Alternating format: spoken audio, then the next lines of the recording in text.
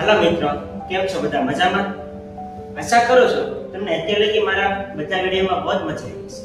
તો આજથી હું એક નવી સિરીઝ શરૂ કરું છું, જેમાં આપણે અમુક ચેપ્ટર કે અમુક ટોપિક, પછી ચાહે કોઈ પણ ધોરણના 5 થી 10 સુધીનું વિજ્ઞાન જે છે, વિજ્ઞાનનો સર છું એટલે હું વિજ્ઞાનના લેક્ચર બનાવું. તે કોઈ પણ ધોરણના હોય પણ એક એક ચેપ્ટર આપણે બધાના જોશું, સમજશું અને શું કહેવા માંગે છે એ આપણે જાણીશું. ઓકે, તો આજે મેં સ્ટેન્ડર્ડ 10 નું જે પહેલું ચેપ્ટર છે ત્યાંથી શરૂઆત કરવાનું વિચાર્યું કે હાલ આપણે પહેલા ચેપ્ટરથી શરૂઆત કરીએ, અડધેથી નથી, છોકરાને સમજાય નહીં એટલા માટે. તો પહેલા આપણે જોઈએ આ પહેલું ચેપ્ટર પ્રકરણ 1. પ્રકરણ 1 શું છે એની પહેલા જો તમને ઉપર નાની વસ્તુ તમને દેખાય છે, આ શું લખ્યું છે? આ વસ્તુ મોસ્ટ ઓફ તમને કોઈ ઇન્સ્ટિટ્યૂટમાં, કોઈ સંસ્થામાં કોઈ કહેશે નહીં, કારણ કે એક્ઝામમાં આવતું નથી. તો આ વસ્તુ સમજવા જેવી છે. શું કહેવા માંગે છે? ફેક્ટ્સ આર નોટ સાયન્સ, એટલે કે સાચું છે હકીકત. તો હવે જો આ ઝૂમ કરીને તમને બતાવીએ. Facts are not science as the dictionary is not literature. એટલે કે જે લોકો એમ કહે છે કે સાચું હકીકત આપણે જે સાબિત કરીને જે વસ્તુ મેળવી ઈ સાયન્સ છે નહીં. ઈ કોણ કહે છે? ઈ લોકો જે સાયન્સ ભણેલા હોય તો કે નહીં, એટલે જે ભણેલા નો હોય કે ને એટલે કે છે નોટ લિટરેચર અથવા તો ઇન લિટરેચર. એટલે કે જે અભણ લોકો છે ને એની ડિક્શનરીમાં ઈ લખ્યું છે કે ફેક્ટ્સ ઈ સાયન્સ નથી, પરંતુ ભણેલા લોકો શું કે ફેક્ટ્સ જ સાયન્સ.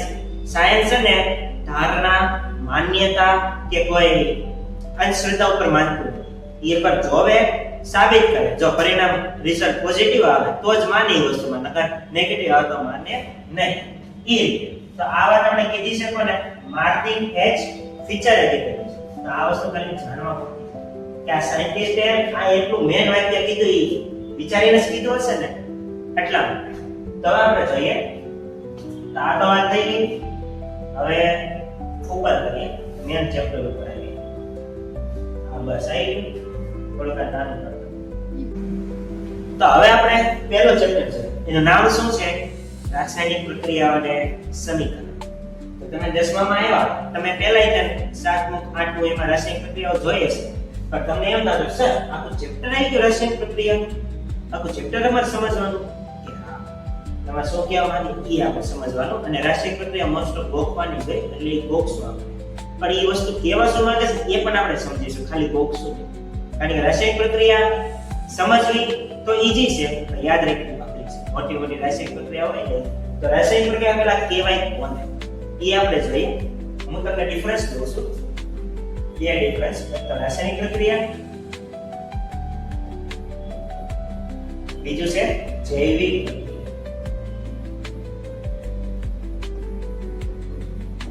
તો રાસાયણિક પ્રક્રિયા એટલે જે રસાયણો એ બધું મળે થતી હોય પ્રક્રિયા રાસાયણિક પ્રક્રિયા કહે, જેને આપણે કેમિકલ રિએક્શન કહીએ છીએ.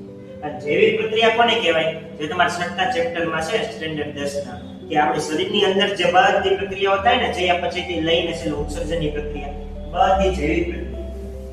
તો આ રાસાયણિક પ્રક્રિયા છે ને શરીરની બહાર તફાવત છે, અને આ શરીરની અંદર. હવે આ જે પ્રક્રિયાઓ છે એમાં કાંઈક તોડવું હોય, બનાવવું હોય, એના માટે કઈ ઉત્સેચકો, ઉદ્દીપકો યુઝ થતા હોય ને, હા, તો એ જે વસ્તુ યુઝ થાય ને એને રાસાયણિક પ્રક્રિયામાં કહેવાય ઉદ્દીપક, પરંતુ જૈવિક પ્રક્રિયામાં એને કહેવાય ઉત્સેચક. અલગ અલગ ખાલી નામ જ છે, બાકી કામ એનું એક જ છે. પ્રક્રિયાનો વેગ વધારે, પ્રક્રિયાને આગળ વધારે. જે વસ્તુ અટવાતી હોય કે જે ધીમી પ્રક્રિયા થતી એને ફાસ્ટ બનાવે, ઝડપી બનાવે, એટલે પ્રક્રિયાનો વેગ વધારે થઈ ગયો. પરંતુ બાયોલોજીની ભાષામાં એને કહેવાય ઉત્સેચક, કેમિસ્ટ્રીની ભાષામાં કહેવાય ઉદ્દીપક. એટલે રાસાયણિક પ્રક્રિયા હોય તો ત્યાં ઉદ્દીપકનો યુઝ થાય, જૈવિક પ્રક્રિયાના ઉત્સેચકનો યુઝ થાય. ખાલી એટલું યાદ રાખો કે આ ઉદ્દીપક ઉત્સેચક છે, 6થા ચેપ્ટરમાં તમને આવશે, તો એ તમને જાણ કરશો નહીં. પણ રાસાયણિક પ્રક્રિયા કોને કહેવાય ખબર પડી? બે કેમિકલ વચ્ચેની પ્રક્રિયા. દાખલા તરીકે સોડિયમ ક્લોરાઇડ છે, એમાં મેં પાણી નાખ્યું, મિક્સ કર્યું, છેલ્લે ઉભીનું આપણે રિએક્શન લખ્યું NaCl, એટલે મીઠું છે, મીઠામાં આપણે પાણી નાખ્યું, આમાં બન્યું શું? Na2O sodium oxide plus HCl hydrochloric acid. આ રીતે છૂટું પડ્યું. આ નિપજ, આ પ્રક્રિયા નિપજ કહેવાય. એ તો તમને ખબર છે ને, આ રીતે પ્રક્રિયા, આ સાઈડ ડાબી સાઈડ અને જમણી સાઈડ હોય નિપજ. તો આ રીતે એટલે મેન વસ્તુ તમે સમજી ગયા ચેપ્ટર કેવા શું માંગે છે. મેં ખાલી ઉદાહરણ તમને આપ્યું છે, આ તમારે યાદ રાખવાની જરૂર નથી, ખાલી સમજાવવા માટેનું ઉદાહરણ આપ્યું કે રાસાયણિક પ્રક્રિયા જૈવિક પ્રક્રિયામાં ડિફરન્સ અને રાસાયણિક પ્રક્રિયા કહેવાય કોણ અને એના સમીકરણો જે અમે તમને નીચે આપ્યું આ કહેવાય એનું સમીકરણ જેને આપણે ઇક્વેશન પણ કહી શકીએ. હા, તો હવે આપણે મેન ચેપ્ટર ઉપર આવીએ કે રાસાયણિક પ્રક્રિયાઓ હોય કેવા પ્રકારની. તો પહેલી તો દૂધમાંથી દહીં બનાવવું. દૂધમાંથી દહીં બનાવે આપણે પ્રોસેસ ખબર છે, મલાઈને બધું અલગ કાઢે અને પછી ફ્રીજમાં મૂકી દે થોડાક સમય માટે દહીં બની જાય. આ બધી અંદર છે કેમિકલ રિએક્શનો થતી હોય ને, હા એ બધી પ્રક્રિયા છે ને દૂધમાંથી દહીં બનાવવું અંદર ને અંદર કાંઈક ને કાંઈક થતું હોય તો બનતું હોય દૂધમાંથી દહીં. હા, તો એ બધી રાસાયણિક પ્રક્રિયા. પછી બીજું છે ઓરડાના તાપમાને દૂધને ખુલ્લું રાખવું. હવે આપણે ખબર જ છે દૂધને ફાટવાની બે, એક ગરમ કરો તો એ ફાટે, વધારે પડતું ગરમ કરો તો એને સમયે બાઈન્ડ ન કરો ગેસ, અને બીજું ખુલ્લામાં રાખી ગયો તો ફાટેલા દૂધનો ઉપયોગ છે આપણે ખબર જ છે. હા, પણ એ જે પ્રક્રિયા થાય તો રાસાયણિક જ કહેવાય ને. એટલે લખ્યું છે ઉનાળામાં ઓરડાના તાપમાને દૂધને ખુલ્લું રાખવામાં તમારે ઘરે પ્રોસેસ કરી શકો. પછી ધ્યાન રાખીને કરજો, જ્યારે કોઈ ન હોય ને તો એ જ કરજો, મમ્મી કીધા. ઓકે, હાલ તો આપણે જોઈએ લોખંડના તવા ખીલાને ભેજવાળા વાતાવરણમાં ખુલ્લું રાખવાનું. આ પ્રક્રિયા છે જે તમારે આગળ આવશે, જે હું તમને કહું છું. આ જે Fe છે ને Fe2O3 એને H2O સાથે પ્રક્રિયા, જે ફેરસ ઓક્સાઇડ એટલે કે લોખંડનો જે કાટ આપણે એ પાણી સાથે પ્રક્રિયા કરે એટલે આવ કટાઈ જાય, લોખંડ આવ ભેજવાળું થઈ જાય એટલે Fe3O4 4 4 યાદ રાખો ને. આ બસ આ રીતે પ્રક્રિયા થાય. આ પ્રક્રિયા આપણે આગળ જોઈશું. પણ થાય શું મેં કે આ લોખંડ છે, આ બોર્ડ મોસ્ટ ઓફ આ લોખંડનું બનેલું છે, અંદર લોખંડ જ છે, આ અડું છે લોખંડ લાગે. તો આને ઉપર જો કવર કઈ ન હોય ને અને એમનો જો ખુલ્લું મૂકવામાં આવે ને હવામાં અને પાણી પણ તો ધીમે ધીમે કાટ લાગી જાય. તમે જ્યાં ભણતા હશો ને તમે જોયું હશે કાટ ખાઈ ગયેલી બેન્ચીસ. હા, તો આ પ્રક્રિયા છે ને રાસાયણિક પ્રક્રિયા છે. એટલે દ્રાક્ષનું આચરણ તમને ખબર છે, દ્રાક્ષ તમે જોઈએ છે લીલા કલરની આ પીળા કલરની આ મસ્ત હોય તંદુરસ્ત, અમુક સમયે એમને પડી રાખે તો એમાં કાંક ઓલા કાળા કાળા લાલ લાલ ડાઘા રહી જાય ને, આવ સેલે સડી જાય દ્રાક્ષ. હા, પછી આલ્કોહોલ જેવી લાગે. તો ધીમે ધીમે આ જે પ્રોસેસ થાય ને આલ્કોહોલ બનવાની પ્રોસેસ, એ આથવણ પ્રક્રિયા. આથવણ પ્રક્રિયા બીજી ક્યાં જોવા મળે તો કે ખીરું ઢોસા બનાવવા. ઢોસા માટે આપણે ખીરું બનાવી ને ચણાના લોટના આપણે ઢોસા બનાવી, રવાના ઢોસા બનાવી, એમાં આથો આવે. તો આથો આવવાની પ્રક્રિયા, આથવણ એટલે આથો આપવો. તો આ બધી પ્રક્રિયા રાસાયણિક પ્રક્રિયા. કેમ આથો લાવવામાં પહેલું કઈ દ્રાક્ષનું આથવણ, બીજું ઢોસા બનાવવા એટલે કે ખીરું લાવવું, ખીરું બનાવવું. તો એ કહેવાય એ રાસાયણિક પ્રક્રિયા. પછી છે ખોરાકને રાંધવું. તો આપણે એ ખબર છે ઘઉંમાંથી રોટલી બને. કઈ રીતે બને? રાસાયણિક પ્રોસેસ થી બને ને. પેલા યાંત્રિક પ્રોસેસ થી ઘઉંને દળવામાં આવે જેથી કરીને લોટ બને. પછી એમાં તેલ પાણી આવતું મળીને લોટને આખો બનાવવામાં આવે ને. હા, તો આવતું વસ્તુ જે એડ કરી બધા એક પ્રકારના કેમિકલ છે, ફેટ ચરબી નામના કેમિકલ કરે. આ બધું જે મિક્સ કરીને જે વસ્તુ બને રોટલી છે આપણે ગરમ કરીને બનાવી, એ વસ્તુ રાસાયણિક પ્રક્રિયા. એટલે આપણા શરીરની અંદર ખોરાકનું પાચન. તમે એમ કહેશો કે સર આ ખોરાકનું પાચન રાસાયણિક પ્રક્રિયા કઈ રીતે કે આપણે જે પછી હમણાં તમે કીધું જૈવિક પ્રક્રિયા. હા, પણ આમાં એક શરત છે કે બધી રાસાયણિક પ્રક્રિયાઓ છે ને, રાસાયણિક પ્રક્રિયાઓ એ બધી જૈવિક પ્રક્રિયા કહેવાતી નથી. અમુક પ્રક્રિયાઓ એવી છે ને, અમુક રાસાયણિક પ્રક્રિયાઓ જેમ કે આ ખોરાક રંગાય છે એ જૈવિક પ્રક્રિયાઓમાં. એટલામાં એક વસ્તુ આપણે કહી શકીએ કે બધી જૈવિક પ્રક્રિયાઓ રાસાયણિક પ્રક્રિયામાં આવતી નથી, પરંતુ બધી રાસાયણિક પ્રક્રિયાઓ જૈવિક પ્રક્રિયામાં ગણાય છે.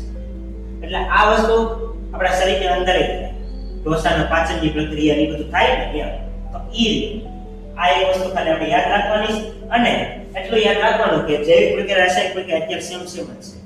પણ મેં તમને ડિફરન્સ સમજાવ્યું કે કઈ જૈવિક કહેવાય કઈ રાસાયણિક કહેવાય એના માટે. બાકી આ રાસાયણિક પ્રક્રિયામાં આવી કે જૈવિક પ્રક્રિયામાં ગણાય છે. ખોરાકનું રાંધવું, પાચન થવું, એ રીતે આપણે શ્વાસ લેવી એ જૈવિક પ્રક્રિયા છે, રાસાયણિક પ્રક્રિયામાં આવી શકે એમ. તો આશા કરું છું તમને આ બધી પ્રક્રિયાઓ દ્વારા ખબર પડી છે. આ તમને 2 માર્કમાંથી એમ પૂછી શકે. સ્વાધ્યાય પોથી તમારા પ્રશ્ન હશે કે રોજિંદા જીવનમાં જે રાસાયણિક પ્રક્રિયાઓ યુઝ થતી હોય તેના કઈ કઈ પ્રક્રિયા છે, તો આપણે આ લખી નાખવાનું. થોડીક આપણે યાદ કરી દેવાની એટલે ચાલે. કારણ કે આપણે એક બે આમાંથી ભૂલાઈ ગયો તો આપણી રીતે એડ કરી દઈએ તોય માર્ક આપી દઈશ. ત્યારે બોર્ડમાં એ જ સિસ્ટમ છે, મૌલિક રીતે છોકરાએ લખ્યું હોય ને તો એને માર્ક આપી. એટલે ખબર પડી. તો હવે આપણે ઉપર જઈએ અને પેલા પૂછી લઈએ ઉપર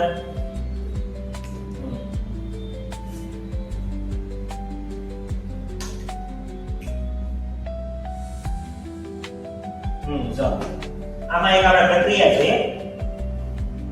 આ જે પ્રક્રિયા છે પ્રવૃત્તિ પહેલા હું દર્શાવ્યું છે કે મેગ્નેશિયમની પટ્ટી છે, પેલા આકૃતિ સમજી લો પછી આપણે પદ્ધતિ જોઈશું. મેગ્નેશિયમની પટ્ટી છે એના શું કર્યું છે બર્નર છે, જે લેબોરેટરીમાં હોય બર્નર. હા, હળગાવવાની વસ્તુ. તો એ વસ્તુ હોય તો એ મેગ્નેશિયમની પટ્ટી એટલે કે ધાતુની પટ્ટી, ધાતુ એક છે પ્રકારની મેગ્નેશિયમ, જે લોખંડ કેવું હોય મેગ્નેશિયમ, તો એને સળગાવવાની છે. તો ધીમે ધીમે ધીમે ધીમે સળગી. હા, અને છેલ્લે નીચે આમ dot dot dot dot dot dot dot આમ જમા. આ જે જમા થાય ને એ મેગ્નેશિયમની પટ્ટીનો પાવડર કહેવાય, જેને આપણે બીજી ભાષામાં છે ને મેગ્નેશિયમ ઓક્સાઇડ MgO તરીકે લખી શકીએ. આ પ્રક્રિયાનું સમીકરણની રીતમાં લખવું તો કઈ રીતે લખવું? Magnesium O2 MgO. આ રીતે લખી શકાય. મેગ્નેશિયમની પટ્ટી છે, મેગ્નેશિયમ ધાતુ પટ્ટી છે અને હવામાં સળગાવ્યું છે. આપણે હવામાં ઓક્સિજન તો હવાનો જ છે. હા, સળગાવ્યું એટલે સળગાવવા નીચેની નિશાની છે હીટ આપીને આ ત્રિકોણ કરી દેવાનું. ત્રિકોણી ગરમીનો સંકેત છે, ત્યાં ગરમ થઈ છે. અને પછી હું મેળવો પાવડર. કોનો પાવડર? મેગ્નેશિયમની પટ્ટીનો પાવડર, જેને કે મેગ્નેશિયમ ઓક્સાઇડ. બસ આ જ વસ્તુ છે. મેગ્નેશિયમની પટ્ટીમાં હવામાં સળગવું, મેગ્નેશિયમ ઓક્સાઇડને વોચ ગ્લાસમાં એકઠો કરો. તમે પાત્ર હોય, વોચ ગ્લાસ હોય તો તેમાં એકઠો કરો. બસ આ પ્રક્રિયા છે. પ્રવૃત્તિ તમે જાણો છો. શું કહેવા માંગી તો ખબર પડી ગઈ ને? બસ તમારે રીતે પ્રોસેસ લખી શકો કાં તો આમાં લખેલી સી રીતે લખીશું, જે તમને મેળવે. તો હવે આપણે જોઈએ આગળ.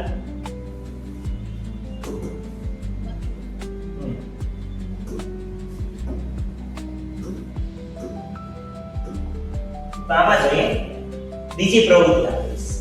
કઈ પ્રવૃત્તિ આપીશ? લેડ, જે આપણે શીશુ કહીએ. લેડ ને બીજી ભાષામાં શીશુ કહે. તો લેડ નો નાઇટ્રેટ બનાવે છે. એટલે કે આ શીશુ છે, લેડ છે ને Pb વડે દર્શાવાય, એને NO2 આવે, નાઇટ્રેટ આવે પ્રક્રિયા થાય છે, જેથી કરીને PbNO3 બને છે. Lead nitrate. NO2 હોય તો નાઇટ્રાઇટ કહેવાય, NO3 હોય તો નાઇટ્રેટ. આ પ્રક્રિયા તમને આમાં આપેલી નથી એટલે એની યાદ રાખવાની જરૂર નથી. તે હું કીધું એને કસ્ટર્ડ જે ટેસ્ટ ટ્યુબ હોય એમાં લેવાનું લેડ, થોડુંક લેવાનું લેડ નાઇટ્રેટનો પાવડર. પછી પોટેશિયમ આયોડાઇડનું દ્રાવણ કીધું. જો દ્રાવણ એટલે મિક્સર. આપણે પોટેશિયમ અને આયોડિન ને મિક્સ કરેલા છે એટલે પોટેશિયમ આયોડાઇડ વિના આ પ્રક્રિયા છે. જો P અને I મળે એટલે PI બની જાય. હા, તો આનું મિશ્રણ છે. એ એડ કર્યું શેની અંદર? કસનળીની અંદર, કાં તો આ કોનિકલ ફ્લાસ્ક આપ્યો છે એની અંદર આપણે એડ કરો. કસનળીમાં કરીએ તો નાની ટેસ્ટ ટ્યુબમાં અને કોનિકલ ફ્લાસ્કમાં તમે એડ કરી શકો. તો કર્યું કે અલગ છે આ લેડ નાઇટ્રેટ અને કોનિકલ ફ્લાસ્ક. ઓકે, તો આ જે છે ને આ વસ્તુ આ પછી અલગ પ્રક્રિયા છે એટલે આને આપણે અલગ રાખીએ. તો મેં આ વસ્તુ તમને ખબર પડી પ્રવૃત્તિ 1.2 માં શું કીધું છે? પ્રવૃત્તિ 1.3 છે જે હતી ને પણ આકૃતિ 1.2 છે એટલે થોડું કન્ફ્યુઝન થઈ ગયું. બાકી મેન વસ્તુ છે લેડ નાઇટ્રેટ છે એને પોટેશિયમ આયોડાઇડ સાથે પ્રક્રિયા કરવાની છે. KI સાથે કોની સાથે? K અને I સાથે KNO3 પોટેશિયમ નાઇટ્રેટ મળે પ્લસ લેડ આયોડાઇડ મળે. બસ આ રાસાયણિક પ્રક્રિયા થાય આમાં. તો એ સ્થિતિ છે કે લેડ નાઇટ્રેટ ને પોટેશિયમ આયોડાઇડ પ્લસ નળીમાં નાખો પછી શું રિએક્શન આવે? ઓબ્ઝર્વ કરો. જે ઓબ્ઝર્વેશન આવ્યું એ છેલ્લે અવલોકન અને નિર્ણયમાં લખો. પછી ત્રીજી એવી પ્રક્રિયા જોઈ પ્રવૃત્તિ, તેમાં જો આકૃતિ આપેલી છે એટલે આકૃતિ આપેલી છે. કોનિકલ ફ્લાસ્ક લીધો, ઉપર પૂછે. હવે આ હવા ચુસ્ત બ્રુશ કેમ રાખ્યું? કારણ કે બાહ્ય વાંદરનો છે અને તેની બહાર સૂર્યાવકાશ એટલા માટે બુચ રાખે, જેથી કરીને ઇન્ફેક્શન કોન્ટામિનેશન કે થાય નહીં. પછી આ કાચની નળી રાખે, જેથી કરીને આપણે હાઇડ્રોજન વાયુ આને પસાર કરી શકીએ. એટલે હાઇડ્રોજન વાયુ જેમાંથી નીકળો હોય ને બહાર કાઢી શકીએ એટલા માટે નળી રાખે. અને બીજું આમાં એડ એવું કર્યું છે દાણાદાર ઝીંક, એટલે કે ઝીંકના કટકા, ઝીંકના ટુકડા કરી નાખ્યા દાણાદાર ઝીંક અને 1 સલ્ફ્યુરિક એસિડ જે H2SO4 કીધું જે સાંદ્રનો સલ્ફ્યુરિક એસિડ આપણે ખબર છે 1 અને સાંદ્ર 2. સાંદ્ર આપણે અડી ન શકીએ, આપણે હાથમાંથી પડે નીચેથી બહાર પડે, આપણે ખબર જ છે. બંધ હોય ને એ આપણે બહુ નુકસાન કરે નહીં. તો આ જે ડાયલ્યુટ કરેલું કહેવાય ને મધને બીજી ભાષામાં. એટલે H2SO4 પ્લસ ઝીંકની પ્રક્રિયા કરી તો આપણે અહીંયા લખીએ ઝીંક પ્લસ H2SO4 તો બની ગયું ઝીંક સલ્ફેટ પ્લસ હાઇડ્રોજન વચ્ચેનો પેડો. હા, હાઇડ્રોજન અહીંયા હવા દ્વારા ઇથિન હળી દ્વારા ક્યાં વહી જાય કોકમાં. વધુ શું છે એટલે ઝીંક સલ્ફેટ જે પાવડર કહેવાય સોલ્યુશન ની અંદર. આ HCl છે ને H2SO4 આ લિક્વિડ ફોર્મમાં અને જે ઝીંક છે ને એ સોલિડ ફોર્મમાં. આ લિક્વિડ ની અંદર જ પાવડર હોય. ઈ વસ્તુ કહેવાય ઝીંક સલ્ફેટ. ખબર પડી કઈ કઈ પ્રક્રિયા થાય છે? આ ત્રણ આપણે પ્રવૃત્તિ જોઈ. શું કહેવા માંગે છે? ઓલી રાસાયણિક પ્રક્રિયા બીજી છે. તો આપણે મેન વસ્તુ ઈ કહેવા માંગે છે કે આ પ્રક્રિયા તમે જોઈ પછી શું તમે એક વસ્તુ અવલોકન કરી પ્રક્રિયામાં થાય છે શું? તો કઈ પ્રક્રિયામાં અવસ્થાનું પરિવર્તન. અવસ્થા એટલે પદાર્થની 5 અવસ્થા તમને ખબર હશે. ઘન, પ્રવાહી, વાયુ, પ્લાઝમા અને બોલ્સ-આઇન્સ્ટાઇન કન્ડેન્સેટ.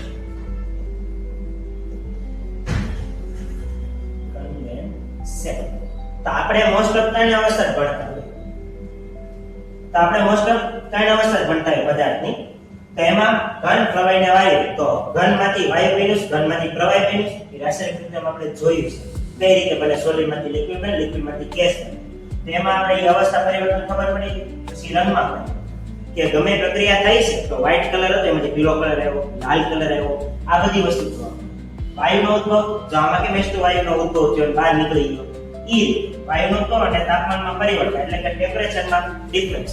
ગમે પ્રક્રિયા કરી ત્યારે ગરમ કરી હોય તો નીચેથી ગરમ થાય. જે નિપજ મળી આપણે ગરમા ગરમ તો એ તાપમાનમાં પરિવર્તન. આ બધી વસ્તુ આપણે ઓબ્ઝર્વ કરવાની. કે આ બધી રાસાયણિક પ્રક્રિયા આપણે જોઈ ત્રણ પ્રક્રિયા હમણાં જે પ્રવૃત્તિમાં એમાં શું શું જોવા મળે? અવસ્થામાં પરિવર્તન જોવા મળે, રંગમાં પરિવર્તન જોવા મળે, વાયુનો ઉદ્ભવ, તાપમાનમાં પરિવર્તન. આ પ્રશ્ન એક કે બે માર્કમાં તમારે આવે છે જેથી કરીને ક્લિયર થઈ જાય કે વસ્તુ. ઓકે, તો આશા કરું છું આ પ્રસ્તાવનામાં તમને બહુ જ મજા આવી હશે. આવી જ રીતે આગળનો પાર્ટ જો હોય તો કમેન્ટમાં જરૂર કરજો. આપણે ચોક્કસ એનો વિડીયો બનાવશું.